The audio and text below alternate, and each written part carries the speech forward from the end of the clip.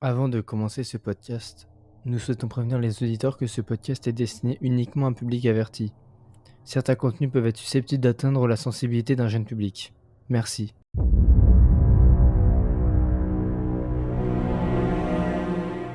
Salut les jeunes, j'espère que tu vas bien, que tu as passé une très bonne semaine. Aujourd'hui, on va faire la suite du podcast précédent qui était sur ça, mais cette semaine sur ça 2. Donc du coup, pour ceux qui ont vu ça 1, du coup, vous pouvez voir cet épisode. Et ceux qui ont vu que ça 2, bienvenue à vous, et puis on va vous résumer ce que c'est ça 2. Donc le film de cette semaine, c'est un film qui a été réalisé par le même réalisateur que le premier, Andrés Muschietti. Il est sorti en 2019 et il est disponible sur Netflix si vous souhaitez le regarder. Donc 27 ans plus tard, Bill et ses amis reviennent à Derry à la suite de l'appel de Mike. Ils vont devoir à nouveau combattre le sinistre clown Sa, qui s'est réveillé et recommence à se nourrir d'enfants. Lorsqu'ils reviennent à Derry, ils découvrent la véritable histoire de Sa et comptent bien l'achever une bonne fois pour toutes. Comme dans chaque critique, il y aura une partie spoil et une partie non spoil. On commence par la partie non spoil. Né, Rick.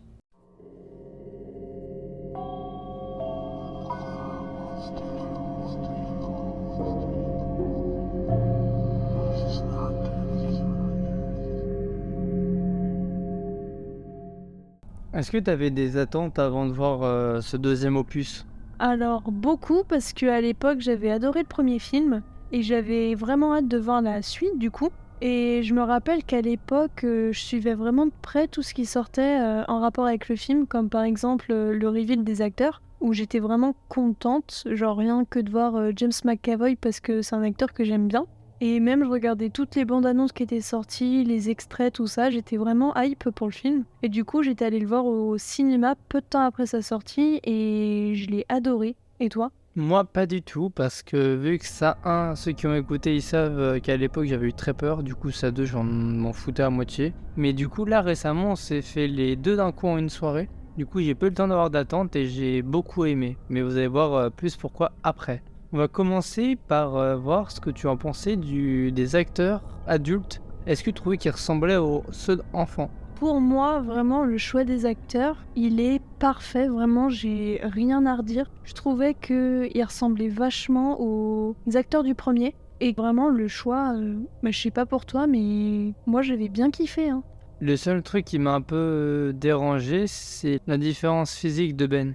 Moi, pas réellement, en vrai, parce que je trouvais que physiquement, genre, il y avait quelque chose dans le visage qui faisait qu'il ressemblait vraiment à l'acteur du premier. Donc moi, ça m'a pas dérangé plus que ça. Et même, je trouvais que le fait qu'ils aient changé complètement le physique, entre guillemets, de Ben, et bah, ça a un peu retourné la situation envers un personnage. J'avoue, même si moi, mon personnage préféré de loin, c'est l'acteur, on va dire, plus que le personnage chez McAvoy, parce que je le kiffe dans 2 films, dont un, c'est l'acteur principal d'un de mes films préférés qui est Split.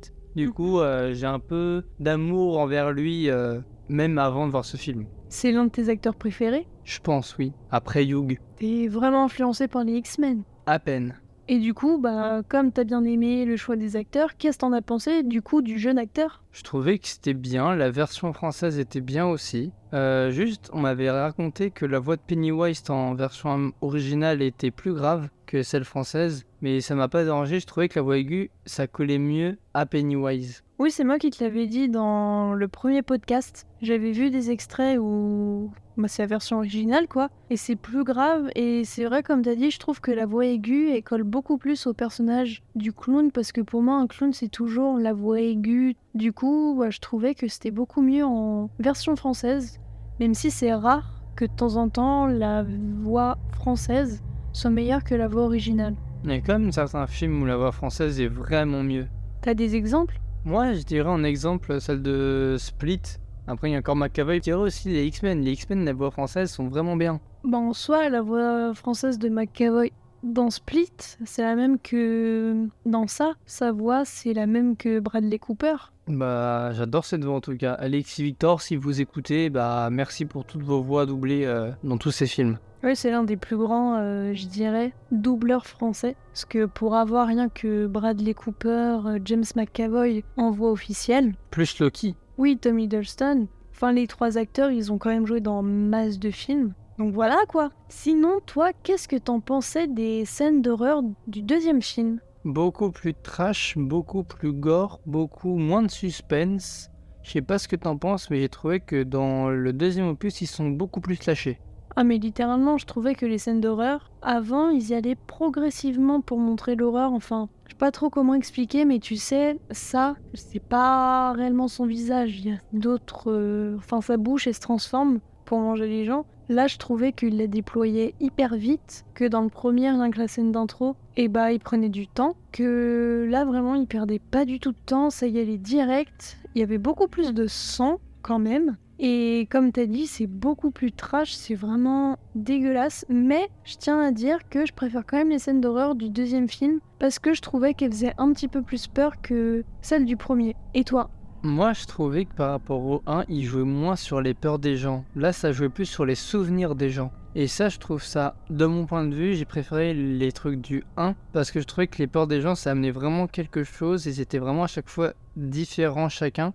Que là, même si c'était quand même différent chacun, c'était juste sur leurs souvenirs et plus sur leurs peurs à eux. Non, moi j'ai bien aimé parce que ça nous montre un peu qu'ils n'ont plus peur et qu'il faut trouver une autre manière maintenant de leur faire peur. Et puis je trouvais que jouer sur des endroits nostalgiques pour eux, soit c'était des bons moments, soit c'était des mauvais moments, et ben je trouvais que l'horreur qu'ils amenaient à ces endroits-là, et ben je trouvais qu'ils étaient vraiment bien et que c'était beaucoup plus gore un peu entre guillemets et que là vraiment ils se lâchaient vraiment ça et moi en tout cas j'ai préféré hein. Mais est-ce qu'il s'est pas aussi plus lâché parce qu'il sait qu'il s'attaque aux adultes? Aussi peut-être que comme c'était que des enfants il allait pas non plus faire hyper peur même s'il y a quand même une scène dans la fête foraine où il fait quand même bien peur à un enfant et ça se passe pas super bien.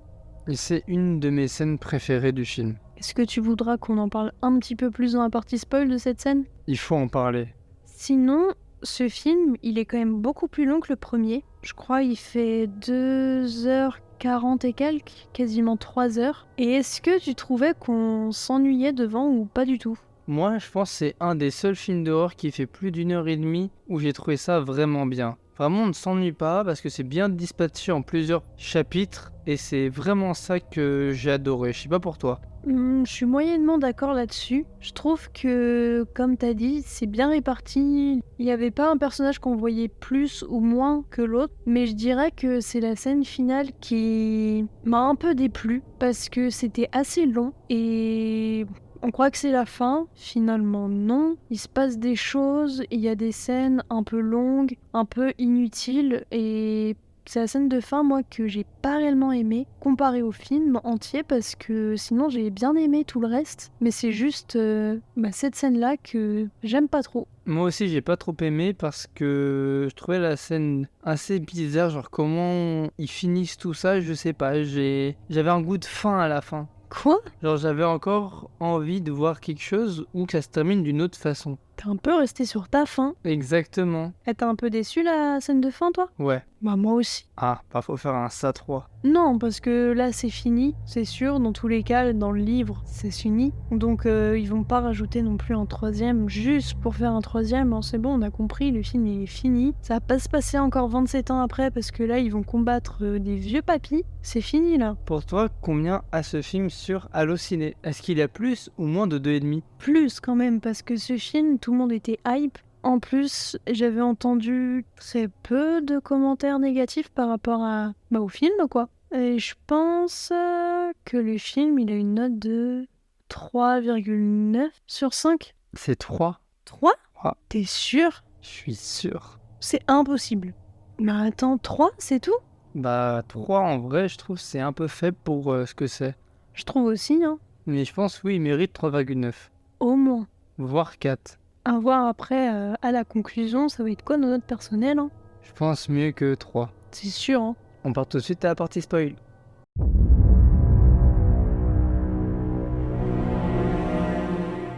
Du coup, pour débuter la partie spoil, est-ce que tu peux nous parler de ta scène préférée du film? Ma scène préférée qui me vient tout de suite en tête, c'est la scène du Palais des Glaces. Car j'ai vu beaucoup de trends sur TikTok avec Slipknot. Du coup, quand je l'ai vu, ça m'a fait rire parce que j'avais le son de Slipknot en tête. et je trouvais que ça allait super bien ensemble. C'est flippant parce que Billy, genre on voit, il peut rien faire en fait. Il y a Pennywise, c'était l'enfant, et lui, il est derrière, il peut rien faire parce qu'il a pas la force de Pennywise pour éclater une vitre. Et on voyait que c'était vraiment mur de sang, tout ça. Et toi, c'était quoi ta scène préférée? Moi, c'est pas ma scène préférée, mais c'est une scène qui m'a surprise. C'est la scène quand Beverly elle retourne à son ancien appartement où elle vivait quand elle était jeune avec son père. Et que finalement, c'est une vieille dame qui y réside. Et du coup, elle l'autorise à rentrer dans l'appartement, visiter, tout ça. Et puis, en fait, elle est un petit peu chelou, la vieille. On commence à se rendre compte. Et finalement, on se rend compte, elle s'est fait avoir par Pennywise, encore une fois. Mais je trouvais que cette scène, elle était vraiment bien amenée, elle était bien flippante, parce qu'on commençait à sentir la tension monter petit à petit. Et au début, on se doute pas du tout que la vieille dame est bizarre, jusqu'au moment où Beverly elle commence à boire le thé avec elle et commence à voir, elle a des sortes de trous au niveau de l'abdomen. Ensuite, elle regarde une photo de famille, elle voit que c'est littéralement Gripsou. Et après, le climax, quoi. En fait, elle commence à se transformer et encore une fois, on se rend compte que Gripsou, il les a eus, encore une fois. Et j'ai bien aimé aussi la scène qui suit celle-là où on voit Gripsou mettre le maquillage. Je trouvais que c'était vraiment flippant et j'ai bien aimé. Et toi? Je vois que toi, il y a beaucoup de trucs de vieux. Dès qu'il y a des vieux flippants, c'est le genre d'horreur qui te touche. Pas du tout. Alors, en vrai, oui, il y a eu The Visit et là, cette scène avec la vieille. Mais sinon, j'ai pas peur des vieux, quoi. Je veux dire, des vieux dans les films d'horreur où ils courent partout en mode chelou, nus. Oui, moi, j'aime pas les fous. On sait jamais qu'est-ce qu'ils vont faire, tout ça. Moi, j'aime pas du tout. Et pour revenir à la scène que tu parlais, où il se met du maquillage, j'avoue, je trouvais ça vraiment dégueulasse quand il s'arrache la peau en se grattant ou je sais pas qu'est-ce qu'il faisait. Ouais, elle était un peu bizarre, cette scène. Il y a une autre scène, toi, qui t'a vraiment surpris ou c'est vraiment ces deux scènes-là qui t'ont vraiment mis mal et les autres, en vrai, ça allait? Il y en a une, en vrai. C'est pendant un match. Je crois que c'est du baseball, quelque chose comme ça. Oui, c'est ça. Il y a une petite fille. Et commence à s'en aller parce qu'elle s'ennuie du match, sauf que du coup sa mère elle s'en rend pas compte qu'elle a disparu et en fait elle va sous les gradins parce qu'elle suit une sorte de petite luciole, quelque chose comme ça, et finalement c'est un piège de Gripsou encore une fois. Et je trouvais que, parce que bien sûr Gripsou il se nourrit d'enfants, du coup comme c'est un enfant fallait se douter qu'elle allait mourir, mais je trouvais la façon dont il l'a un peu prise par pitié. Je trouvais que c'était assez horrible parce que elle avait une énorme marque de naissance, une sorte de... Tache de vin? Oui, quelque chose comme ça sur la joue, et puis quand t'as un enfant, ça doit pas être facile, parce qu'elle le disait, et elle a du mal à se faire des amis parce que tout le monde se moque d'elle et c'est assez triste. Et lui il dit moi c'est pareil, je suis pas beau, tout ça, mais viens avec moi, au moins je suis ton ami, on est tous les deux différents mais on va bien s'amuser, suis-moi, et il la joue encore la carte de la pitié et moi je déteste ça. Et toi? Moi aussi, je trouve ça dégueulasse déjà de 1, mais on voit que c'est un peu le remake entre guillemets du 1, sauf que là il bouffe beaucoup plus rapidement. Genre il me laisse pas monter la pression. On voit, il y a vraiment plusieurs scènes où, je sais pas, il est pressé ou quelque chose comme ça, que par exemple, comme t'as dit, la scène dans le 1, la toute première avec Georgie, où tu vois sa bouche commence à se déformer et se révéler. Et en fait, là vraiment, dans le 2, rien que la scène d'intro, avec le couple de gays dont un se fait littéralement arracher le bras, enfin se fait littéralement bouffer en fait par Gripsou. Là, il commence à le bouffer direct. Là, la scène de la petite fille sous les gradins et la scène dans le palais des glaces. Ouais, c'est vraiment juste, il casse la glace et il le bouffe direct. Mais après, Gripsou, c'est peut-être un peu bizarre ce que je pense, mais pour moi, il me fait penser aux gens qui aiment beaucoup trop les enfants dans la vraie vie. Tu vois ce que je veux dire? Ouais, un petit peu, genre... Il parle qu'à eux, il les prend un peu par la pitié en mode « Oh, viens avec moi, tout ça ». C'est vrai que c'est un peu bizarre, mais en même temps, si on prend le côté horreur, Gripsou c'est une entité maléfique qui se nourrit d'enfants. Du coup, faut apprendre à leur parler, c'est un peu normal, mais c'est vrai que t'as raison un peu en soi. Mais quand même, faut aussi voir un peu le côté horreur, tout ça. Oui, mais c'est la première chose qui m'a fait penser en voyant Gripsou et qui s'en prenait que aux enfants, tout ça, ça me fait penser à ça. Oui, oui, mais je comprends. Moi, il y a une de mes scènes préférées. Ma deuxième scène préférée, on va dire, c'est le caméo de Stephen King. J'attendais vraiment à fond cette scène-là parce que tu me l'avais dit. Du coup, j'ai attendu vraiment ça et j'ai pas été déçu parce que la scène a duré quand même un peu longtemps. C'est pas comme Stan Lee. Ça me fait un peu penser à Stan Lee, sauf que Stan Lee, il parlait pas, juste on le voyait vite fait et c'est tout. Que là, vraiment, il a vraiment une scène à lui. Et ce qui m'a vraiment fait rire, c'est quand, du coup, Billy, dans le 2, écrit un livre sur le 1 en mode ça 1, et qui dit que, bah, il aime pas la fin, alors que, bah, c'est son livre à lui. Donc c'est ça qui m'a vraiment fait rire, donc t'en penses quoi? Alors moi, c'est vrai que j'étais un peu débile, mais quand j'ai vu au cinéma, je n'avais pas capté que c'était Stephen King.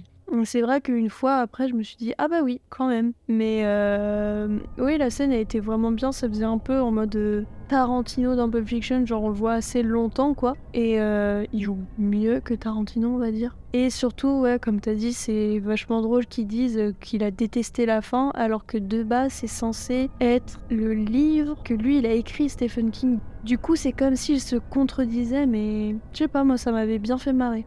Moi aussi, et surtout que Stephen King, pour moi, ce qui est vraiment drôle avec lui, c'est que presque toutes ses œuvres ont été adaptées en film. Et il y en a qui l'aiment bien, il y en a qui l'aiment pas. Il y en a beaucoup qui l'aiment pas quand même. Mais je crois que ça, il aimait bien, ce remake. Oui, oui, il l'a dit, il a beaucoup aimé. Hein. Donc ça, c'est cool. Sinon, toi, qu'est-ce que t'en as pensé du rituel? Je l'ai trouvé vraiment bof. J'ai bien aimé l'avant-rituel où ils doivent aller chercher les artefacts parce qu'on se remémore certaines scènes du 1. Mais sinon, après le rituel où il se transforme, il devient géant, machin, je trouve ça pas ouf. Ouais, moi, c'est vrai que, bah, comme le rituel, c'est la fin du film, et j'avais dit dans la partie non spoil que pour moi, la fin du film a été très longue, bah, le rituel en fait partie. Et je trouvais que ouais, c'était beaucoup trop long, quoi. On pense que quand il y a le ballon, c'est fini. Mais finalement, bah non, quoi, c'est que le début. Mais ça fait déjà plus de 2 heures qu'on regarde le film, quoi. Genre, ça s'arrête quand? Je trouvais que, ouais, il s'en prend à une personne, ensuite à une autre, ensuite machin, ensuite... C'était un peu chiant. Les seuls trucs qui allaient bien, entre guillemets, et que j'avais bien aimé, c'était quand Ben et Beverly, ils sont dans un endroit alors, sous terre. Sauf qu'en fait, dans leurs pensées, ils sont pour Beverly, les toilettes des filles dans l'école. Et Ben, il est dans... Ah oui, c'est ça, la petite cabine qu'il avait fait sous terre dans la forêt. Et Beverly, je sais pas si toi t'avais remarqué à ce moment-là, mais du coup, j'avais une petite anecdote en plus par rapport à ça. Tu sais que dans cette scène-là, il y a plein de sang. Ouais. Et à ton avis, combien de litres de sang ont été utilisés pour cette scène-là? 33 litres. Beaucoup, beaucoup plus. 330 litres. Beaucoup plus. 1000 litres. Beaucoup plus. 1 million de litres. T'abuses un petit peu. C'est un peu long là. J'ai les derniers trucs, je dirais peut-être 100 000 litres. 17 000 litres de faux sang, juste pour cette scène. Bah, combien a utilisé Kubrick pour le sang ascenseur? Pour Shining, je crois, je suis pas allée voir, mais j'avais vu que 17 000, oui, je crois que c'était ça, hein, juste pour la scène des toilettes. Mais du coup, pour en revenir à cette scène-là, et bah, il y avait un truc qui était assez marrant, tu sais, il y avait des personnes qui commençaient à essayer d'ouvrir la porte. Genre, c'était les filles qui l'harcelaient, il y avait son père, il y avait tout ça. Et à un moment, il y a le gars avec la coupe mulet, et il fait « c'est Johnny ». Tu sais du coup d'où ça vient? Bah oui, il y a une ref à Shining.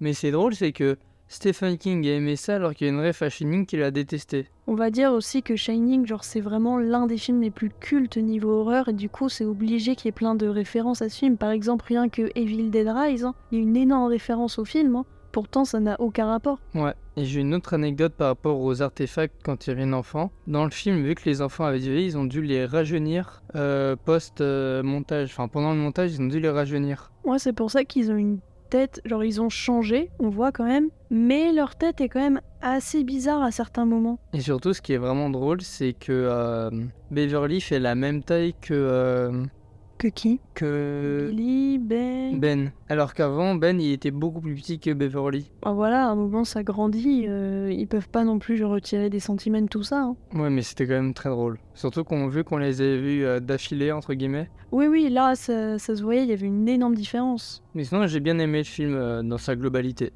Est-ce qu'on peut en parler maintenant? Le petit Eddie qui meurt. Enfin, le petit. Il est adulte, mais il meurt. Bah, ça m'a pas trop choqué plus que ça, genre un peu osef. Et le reveal, sur Richie. Ça m'a beaucoup surpris. Bon, mais en fait, ce qui est bien, c'est que ça a été dit subtilement. Avec du coup les initiales sur le pont, tout ça. Oui, sur le pont des amoureux. Et surtout que ça se voyait qu'il était vraiment touché quand son pote est mort. C'était le plus impacté par la mort que les autres, on dirait, ils s'en foutaient un petit peu. Pareil, je trouve qu'ils en ont pas réellement parlé de la mort de Stanley. Genre, quand il y avait eu le meeting, genre les retrouvailles au restaurant asiatique, il devait y avoir Stanley, sauf que ils en avaient un petit peu rien à faire qu'il soit là ou non. Alors vraiment, ils s'amusaient très bien sans lui. Et c'est qu'à la toute fin, avec les biscuits chinois, les biscuits de chance, quelque chose comme ça, où là, ça s'amuse avec eux. Et du coup, ils disent que Stanley, il est mort, quoi. Mais sinon, avant ça, ils en avaient rien à faire. Même après, ils avaient pas l'air hyper tristes par rapport à sa mort, alors que moi je trouvais que la scène était vraiment triste parce que on s'attendait pas du tout à ce que il se donne la mort. Mais après, dans tous les cas, on peut comprendre parce qu'il a été vachement traumatisé dans le 1 parce qu'il aimait pas du tout tout ce qui était horreur, tout ça, et à la toute fin, il s'est littéralement fait bouffer le visage par sa plus grande peur. Donc en vrai, je comprends que il a pas voulu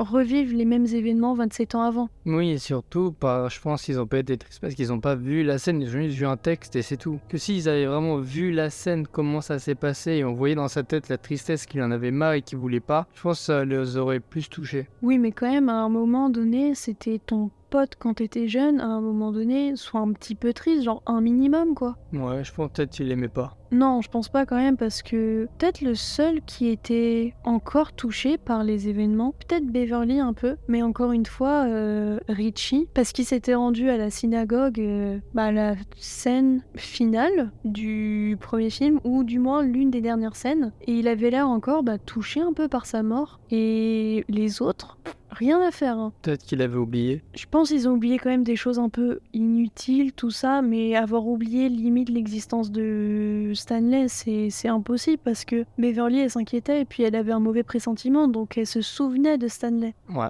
On saura jamais pourquoi ils s'en foutaient totalement de ce pauvre petit Stanley. Ouais, malheureusement. Est-ce qu'on passe à la conclusion? Vas-y. Allez, c'est parti.